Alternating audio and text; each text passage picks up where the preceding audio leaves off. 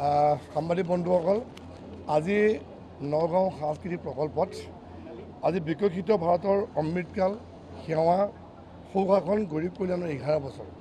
যোৱা 11টা বছৰ ভাৰতীয় জনতা পাৰ্টীৰ নেতৃত্বাধীন বিশেষকৈ প্ৰধানমন্ত্ৰী নৰেন্দ্ৰ মোদী ডাঙৰীয়াৰ নেতৃত্বত ভাৰতবৰ্ষৰ যোৱা 11টা বছৰ যিখিনি গৌৰৱোজ্জ্বল অধ্যায়, যিখিনি নাগৰিকৰ কাৰণে হওক বা গৰীবৰ কাৰণে যিখিনি কাম কৰিলে তাৰ এটা বিস্তৃত আলোচনাৰ বাবে আজি এখন সভা আহ্বান কৰা হৈছিলে। আৰু সেই সভাত আমাৰ বিশেষকৈ আমাৰ বিকশিত ভাৰতৰ সংকল্প যাত্ৰাৰ নাগৰিকৰ ভূমিকা, এগৰাকী আমাৰ শিক্ষাবিদ প্ৰাক্তন অধ্যাপক JNDC কমাৰ্চ কলেজৰ প্ৰদীপ বৰা ডাঙৰীয়াই ধৰি দিছিলে। আৰু একেলগে যোৱা সময়ছোৱাত সুশাসন আৰু আমাৰ গৰীব কল্যাণ আঁচনিৰ ওপৰত আমি কিছু আলোকপাত কৰিছিলোঁ। লগতে আমাৰ সামগ্ৰিক সমষ্টিৰ সামান্য বিধায়ক ভাৰতীয় জনতা পাৰ্টীৰ সামান্য সাধাৰণ সম্পাদক বিপ্লৱজনক শৰ্মা ডাঙৰীয়াই সুৰক্ষিত ভাৰতৰ অভ্যন্তৰীণ আৰু বাহ্যিক নিৰাপত্তা যিধৰণে যোৱা সময়ছোৱাত ভাৰতৰ প্ৰতিগৰাকী নাগৰিক এইখন চৰকাৰৰ ওচৰত যিধৰণে সুৰক্ষিত বা যিখিনি সময় 11টা বছৰত মানে প্ৰধানমন্ত্ৰী নৰেন্দ্ৰ মোদী ডাঙৰীয়াই ভাৰতবৰ্ষত যিধৰণে নেতৃত্ব দিছিলে তাৰ ওপৰত কিছু আলোকপাত কৰা হ'ল। গতিকে মই এই বিষয়ে কিছুমান বক্তব্য বিপ্লৱজনক শৰ্মা ডাঙৰীয়াই ধৰি ৰাখিব। আৰু আপোনালোকে ইতিমধ্যে গম পায় যে যোৱা 11টা বছৰত মাননীয় প্ৰধানমন্ত্ৰী নৰেন্দ্ৰ মোদী ডাঙৰীয়াই বিভিন্ন আঁচনিৰ যোগেদি ভাৰতবৰ্ষৰ প্ৰতিগৰাকী ব্যক্তি, নাৰীয়ে হওক, যুৱ শক্তিয়ে হওক, বৃদ্ধজনৰ পৰা আৰম্ভ কৰি পেলাই একেবাৰে শাৰীৰিকভাৱে সক্ষম ব্যক্তিগৰাকীলৈকে বিভিন্ন আঁচনি আগবঢ়াইছে। মহিলাগৰাকীৰ বিশেষকৈ একেবাৰে উজ্জ্বলা আঁচনিৰ পৰা আৰম্ভ কৰি শিশুগৰাকীৰ সুকন্যা সমৃদ্ধি আঁচনিৰ পৰা আৰম্ভ কৰি আমাৰ কৃষক সন্মান নিধিৰ পৰা বিভিন্ন আঁচনিৰে যোৱা 11টা বছৰত ভাৰতৰ নাগৰিকক বিভিন্ন ধৰণে যিধৰণে লাভান্বিত কৰিছিলে এই বিষয়ে আমি কিছু আজি এই মিটিঙত আলোচনা হৈছিলে। আৰু আজি এই আমাৰ সভালৈ নগাঁৱৰ বিশিষ্ট ব্যক্তি আমাৰ যথেষ্ট সংখ্যক আহিছিলে। আৰু আমি আশা ৰাখিছোঁ যে যোৱা 11টা বছৰৰ যি আমাৰ সুশাসন, বিশেষকৈ প্ৰতিগৰাকী নাগৰিকৰ যি সুৰক্ষা, এই বিষয়ত প্ৰতিগৰাকী ব্যক্তিয়ে জানে। আৰু আমি আশা কৰিছোঁ যে এইধৰণে যিধৰণে আমাৰ দেশখন পৰিচালিত হৈছে ভাৰতৰ প্ৰধানমন্ত্ৰী নৰেন্দ্ৰ মোদী ডাঙৰীয়াৰ নেতৃত্বত আগন্তুক সময়তো আমি সকলোৱে সুৰক্ষিত হৈ দেশখন আগুৱাই নিব পাৰিম। কাৰণ আজি দেশত আমি চাওঁ যে ভাৰত বিশ্বগুৰু আসনত প্ৰতিষ্ঠিত হৈছে আৰু সি কেৱল সম্ভৱ হৈছে মাননীয় প্ৰধানমন্ত্ৰী নৰেন্দ্ৰ মোদী ডাঙৰীয়াৰ সবল নেতৃত্বৰ বাবে। গতিকে মই আপোনালোকক এইখিনি কথাই ক'লোঁ। ইয়াৰ পিছৰ কথাখিনি আমাৰ সতীৰ্থ বিধায়ক বিপ্লৱজনক শৰ্মা ডাঙৰীয়াই দাঙি ধৰিব। আমাৰ মাজত উপস্থিত ভাৰতীয় জনতা পাৰ্টীৰ সন্মানীয় সভাপতি ৰঞ্জিত বৰদলৈ ডাঙৰীয়া, মাননীয় বিধায়ক ৰূপক শৰ্মা ডাঙৰীয়া, প্ৰাক্তন জিলা সভাপতি, প্ৰাক্তন উপসভানেত্ৰীকে ধৰি পেলাই ইতিমধ্যে মানে ৰূপক শৰ্মা ডাঙৰীয়াই কৈ গৈছে। আৰু আমিও কৈছোঁ যে ভাৰতীয় জনতা পাৰ্টীয়ে এইটো সদায় নিজৰ কৰ্তব্য আৰু দায়িত্ব বুলি ভাবে যে জনগণৰ দ্বাৰা নিৰ্বাচিত এখন চৰকাৰে প্ৰতি বছৰৰ মূৰে মূৰে তেওঁলোকৰ যিখিনি ৰিপৰ্ট কাৰ্ড কি কৰিছে কেন্দ্ৰীয়ভাৱে হওক বা ৰাজ্যিকভাৱে হওক জনগণৰ আগত দিব লাগে। আৰু সেইকাৰণে ভাৰতীয় জনতা পাৰ্টীৰ কেন্দ্ৰীয় সমিতিৰ নিৰ্দেশত সংকল্প সে সিদ্ধি মোদী ডাঙৰীয়াৰ 11 বছৰ চৰকাৰৰ পূৰ্ণ হোৱা উপলক্ষে আৰু অসমতো বিশেষভাৱে আমাৰ ৰাজ্যিক সমিতিয়ে হিমন্ত বিশ্ব শৰ্মা ডাঙৰীয়া চৰকাৰৰ 4ৰ্থ বৰ্ষ পূৰ্ণ হোৱা উপলক্ষে আমি গোটেই ভাৰতবৰ্ষতে এনেকুৱা বিভিন্ন কাৰ্যক্ৰম আয়োজন কৰিছোঁ, বিশিষ্ট ব্যক্তিসকলৰ লগত মত বিনিময় কৰিছোঁ। আমাৰ যিখিনি এচিভমেণ্ট সেইখিনি আমি মানুহৰ মাজত লৈ গৈছোঁ। আজি সন্মানীয় সংবাদ মাধ্যমকো আমি সেইখিনিয়ে জৰিয়তে আমি ৰাইজৰ মাজত যাব বিচাৰিছোঁ যে চাওক, মাননীয় মোদীজীয়ে যিটো কথা কৈ গৈছে যে politics is not only promise but it is about performance.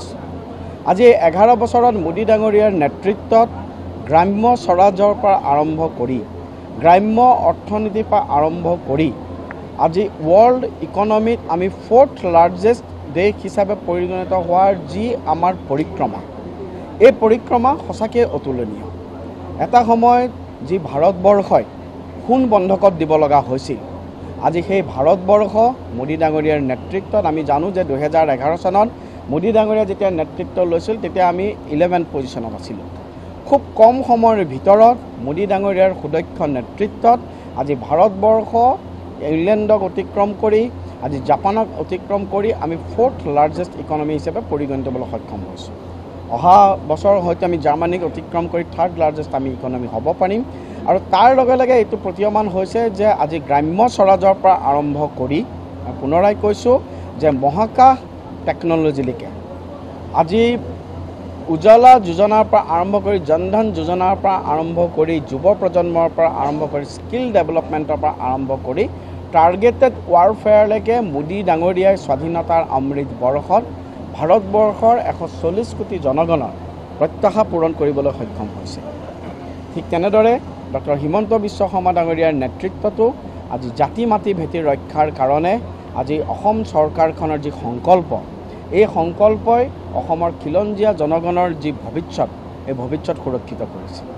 অসমত ছেমি কণ্ডাক্টৰ ইণ্ডাষ্ট্ৰী, অসমত কনচাৰ্ট মিউজিকৰ দৰে কনচেপ্ট মাননীয় মুখ্যমন্ত্ৰী ডাঙৰীয়াৰ নেতৃত্বত এতিয়া সম্ভৱ হ'বলৈ আগবাঢ়িছে। গতিকে আমাৰ চৰকাৰ জনগণৰ চৰকাৰ। তাৰ বিপৰীতে বহু সময়ত কংগ্ৰেছই দেখা গৈছে যে মিছ কেম্পেইন কৰি তেওঁলোকে গণতন্ত্ৰৰ যিটো মহিমা, সেই মহিমা তেওঁলোকে আজি লংঘন কৰা দেখা গৈছে। আৰু সেইকাৰণে আমি খুব দৃঢ় বিশ্বাসী যে ২৬ত যি আমাৰ অসম বিধানসভা নিৰ্বাচন বা অনাগত সময়তো মোদীজীৰ নেতৃত্বত ভাৰতীয় জনতা পাৰ্টীৰ নেতৃত্বত NDAৰ যি বিকাশ যাত্ৰা, এই বিকাশ যাত্ৰাক ৰাইজে আজি সমৰ্থন জনাই আছে। ৰাইজে অনাগত সময়তো আমাক আশীৰ্বাদ প্ৰদান কৰিব। আজি আমি দেখিছোঁ যে অপাৰেশ্যন সিন্দুৰৰ জৰিয়তে এইটো এটা মাষ্টাৰ ক্লাছ আছে টেকনিকেল। আমি গ'ল্ড শ্বিফ্ট আমি চেঞ্জ কৰি দিবলৈ সক্ষম হৈছোঁ। আজি ফৰেন পলিচিত আপোনালোকে দেখা গৈছে যে আজি উন্নত ৰাষ্ট্ৰসমূহেও ভাৰতবৰ্ষত নিৰ্মিত অস্ত্ৰ শস্ত্ৰসমূহৰ প্ৰতি তেওঁলোকে ঈৰ্ষা আৰম্ভ কৰিছে। সিন্দুৰৰ সময়ত আমি যেনেদৰে আমি ইণ্ডিজিনিয়াছলি বিল্ড আমি ৱেপন ইউজ কৰিছিলোঁ, ই ভাৰতবৰ্ষৰ এক নতুন সক্ষমতাক প্ৰমাণ কৰিছে। আজি চেনাব ব্ৰিজৰ দৰে, অটল টানেলৰ দৰে কাৰিকৰী উচ্চ যিটো কাৰিকৰী হাই টেকনিকেল মাষ্টাৰ ক্লাছ, আজি চেনাব ব্ৰিজৰ দৰে ব্ৰিজ আমি খুব কম সময়ৰ ভিতৰত আমি উদ্বোধন কৰিবলৈ আমি সক্ষম হৈছোঁ।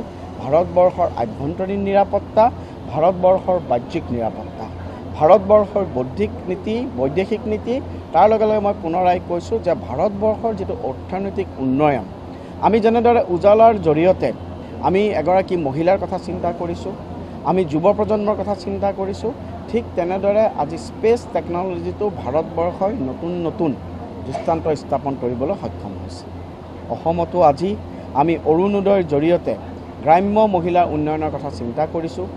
CM ট্ৰিপুলৰ জৰিয়তে আমি যুৱ প্ৰজন্মৰ কথা চিন্তা কৰিছোঁ। নিযুত মহিলাৰ জৰিয়তে আমি কন্যা সন্তানসকলৰ কথা চিন্তা কৰিছোঁ। ঠিক তেনেদৰে আমি কনচাৰ্ট মিউজিকৰ দৰে আজি আমি ছেটেলাইটৰ দৰে অসমৰ নিজস্ব ছেটেলাইটৰ বাবে আমি সংকল্প লৈছোঁ, সপোন দেখিছোঁ।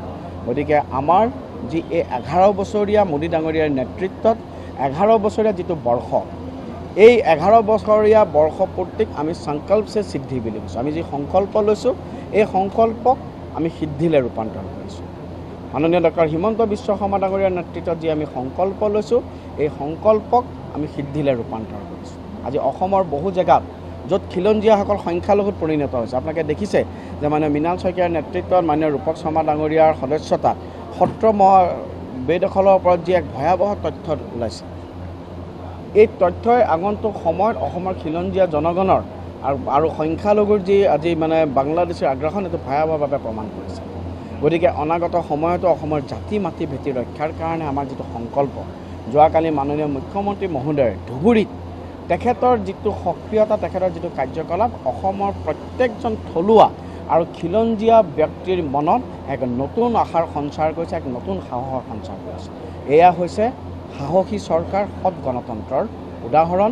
আমি পুনৰাই সংবাদ মাধ্যমৰ জৰিয়তে অসমৰ জনগণক, আমাক দেখুওৱা ভাৰতৰ জনগণক আজি ভাৰতীয় জনতা পাৰ্টীৰ প্ৰতি দেখুওৱা এই সমৰ্থনৰ বাবে মাননীয় নাড্ডা ডাঙৰীয়াৰ নেতৃত্বত গোটেই ভাৰতবৰ্ষত ভাৰতীয় জনতা পাৰ্টীৰ যি সাংগঠনিক বিস্তাৰ, আৰু অসমতো মাননীয় দিলীপ শইকীয়া ডাঙৰীয়াৰ নেতৃত্বত সংগঠনে আজি নতুন এটা বিস্তাৰ লাভ কৰিবলৈ সক্ষম হৈছে। গতিকে এই সকলোকে লৈ আমি সংবাদ মাধ্যমৰ জৰিয়তে দেশৰ জনগণক, দেশৰ ৰাইজক আমি সেৱা জনাইছোঁ, আমি ধন্যবাদ জ্ঞাপন কৰিছোঁ আৰু এটা প্ৰতিশ্ৰুতি দিছোঁ যে অনাগত সময়তো ৰাইজৰ যি প্ৰত্যাশা, এই প্ৰত্যাশা পূৰণত ভাৰতীয় জনতা পাৰ্টীৰ নেতৃত্বাধীন NDA চৰকাৰে 101% কাম কৰিব।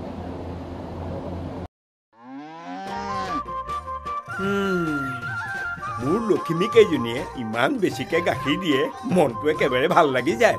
বিয়মৰ দানা খোৱাৰ পৰা মই বেছিকৈ লাভৱান হৈছোঁ আপোনালোকেও বিয়মৰ দানা খুৱাওক আৰু এইটো বেছিকৈ লাভ কৰক